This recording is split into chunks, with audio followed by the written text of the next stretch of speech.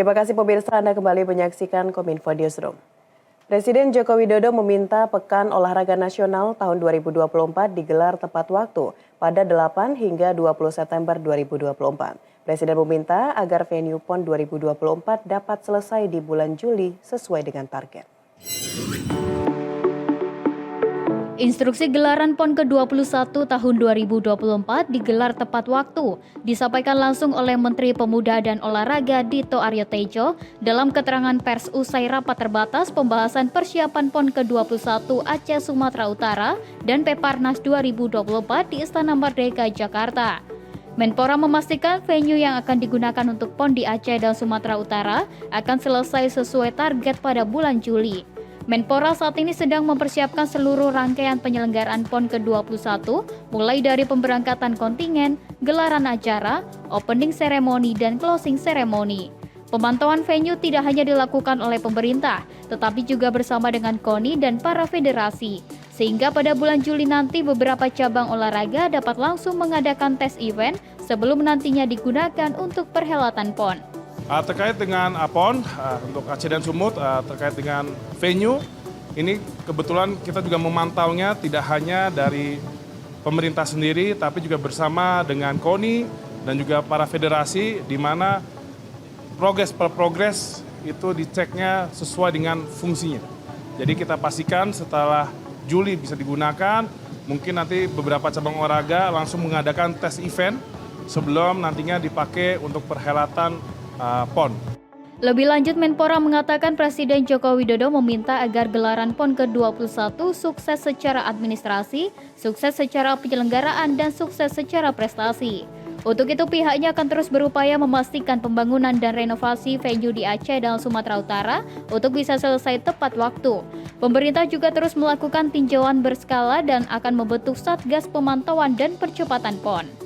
Jadi yang menjadi concern adalah bagaimana memastikan venue yang dibangun di Aceh Sumut dan juga yang dilakukan renovasi pemugaran di Aceh Sumut ini semua selesai bisa tepat waktu dan juga sesuai dengan standar yang diperlukan. Itu adalah concern yang menjadi tugas utama kami dan kami akan melakukan tinjauan berkala dan akan membentuk Satgas Pemantauan dan Percepatan PON dan Peparnas ini.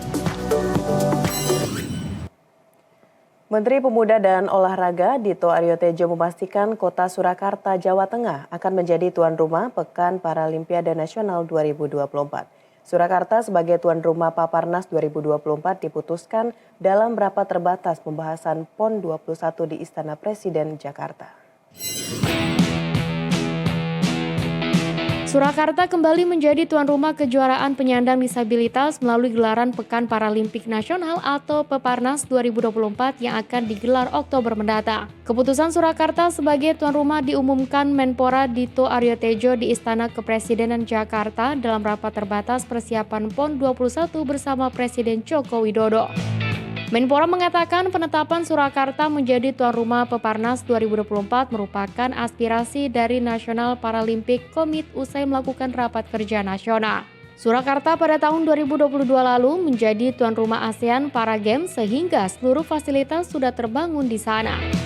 Dari seluruh venue dan juga peralatan terkait dengan olahraga disabilitas atau Paralimpiade ini semuanya tersedia di Surakarta. Dan juga terkait dengan fasilitas penginapan dan hotel.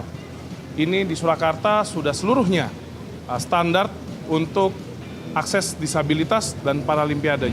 Setelah putusan ini, Menpora akan mempercepat persiapan sebelum Peparnas digelar pada tanggal 6 hingga 13 Oktober 2024.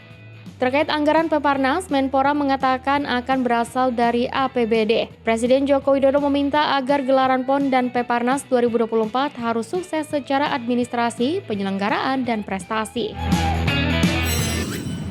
Kita beralih ke informasi lainnya pemirsa, jelang Pilkada Serentak 2024 yang tinggal beberapa bulan lagi. Komisi Pemberantasan Korupsi mengajak masyarakat untuk tegas menolak korupsi dalam bentuk apapun. Ajakan tersebut disampaikan oleh KPK dalam agenda Roadshow Bus KPK 2024 di Surabaya.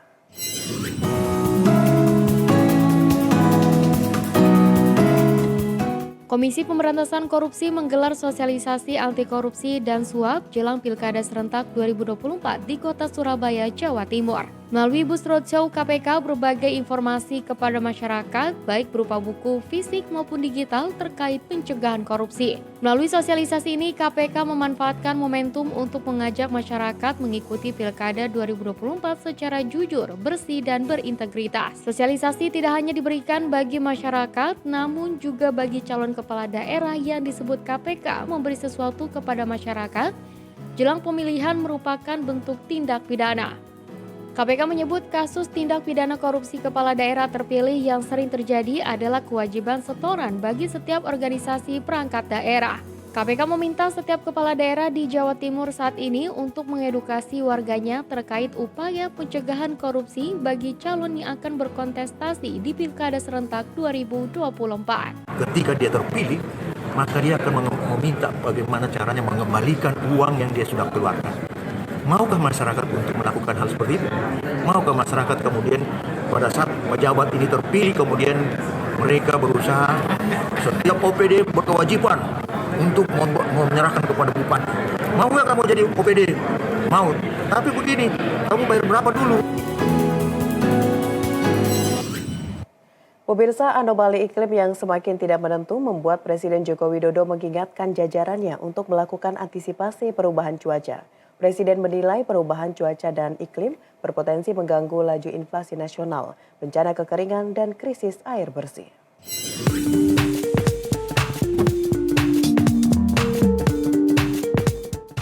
Presiden Joko Widodo dalam rapat koordinasi Rakornas Pengendalian Inflasi di Gedung Istana Negara Jakarta mengingatkan kepada jajarannya dan pemerintah daerah akan anomali iklim.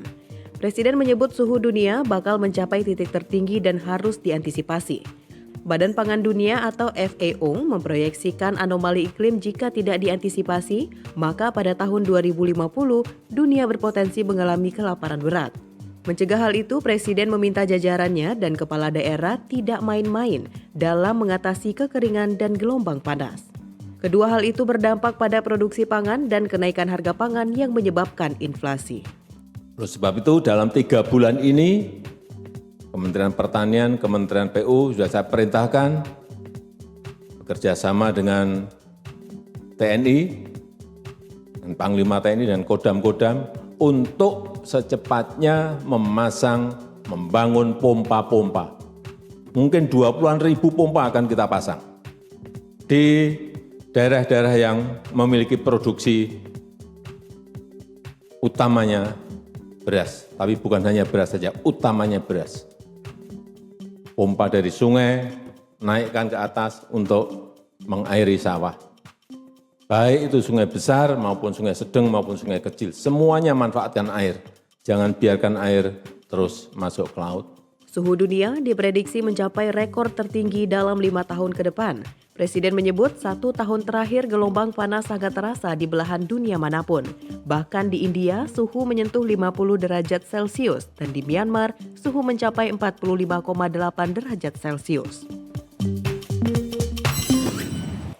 Pemirsa, usai jeda pariwara, Kominfo Newsroom akan kembali dengan dialog mengenai Indonesia selangkah lagi menjadi anggota OECD. Sesaat lagi.